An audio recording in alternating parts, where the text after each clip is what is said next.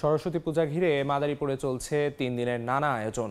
শহরের অর্ধশত মণ্ডপ সহ অলিগলি সেজেছে বর্ণিল সাজে।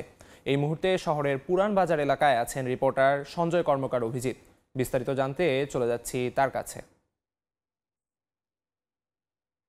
ইতিহাস ঐতিহ্যকে ঘিরে এই সরস্বতী পূজা শুরু হয় 3 দিনকে ঘিরে।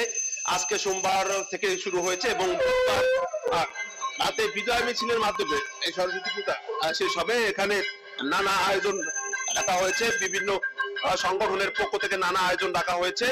আমরা কথা বলেছিলাম জেলা পুজো উদ্যাপন পরিষদের সভাপতি প্রাণতোষ মণ্ডলের সাথে। তিনি জানিয়েছেন যে শহরের কয়েক কিলোমিটার এলাকা জুড়ে আলোকসজ্জা করা হয়েছে, রাখা হয়েছে ব্যাপক শব্দযন্ত্র এবং বিভিন্ন জেলা থেকে দর্শনার্থীরা এখানে ছুটে আসেন। এটি হচ্ছে উত্তরণ ক্লাবের পূজা অনুষ্ঠান। এখানে সন্ধ্যার পর থেকে মনোরম সাংস্কৃতিক অনুষ্ঠানের পাশাপাশি যে ব্যাপক আলোকসজ্জা রাখা হয়েছে সেটি কিন্তু বেশ জোরালো ভাবে জেলার পরিচিতি বাড়ায় এবং বিভিন্ন জেলা থেকে কিন্তু ভক্তবৃন্দ এবং দর্শনার্থীরা এখানে ছুটে আসেন।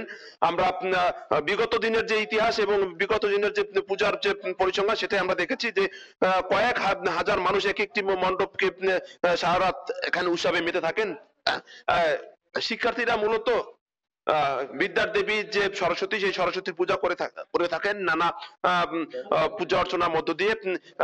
সকাল থেকেই মণ্ডপে মণ্ডপে ভিড় করছেন শিক্ষার্থীরা এবং তারা বিদ্যা এবং জ্ঞানের জন্য এই সরস্বতী দেবীর পূজা তারা করে থাকেন না বলে আমাদেরকে জানানো হয়েছে। আমরা আপনার কথা বলেছিলাম জেলার পুলিশ সুপার সাইফুজ্জামানের সাথে। তিনি বলেছেন যে পূজাকে ঘিরে যাতে কোনো ধরনের কোনো অপ্রীতিকর কোনো ঘটনা না ঘটে এবং দর্শনার্থীরা যাতে নির্বিঘ্নে পূজা মণ্ডপে আসতে পারে সে ব্যাপারে তারা কিন্তু ব্যবস্থা গ্রহণ করেছেন। আর পূজা শহরের অর্ধশত মণ্ডপে পূজা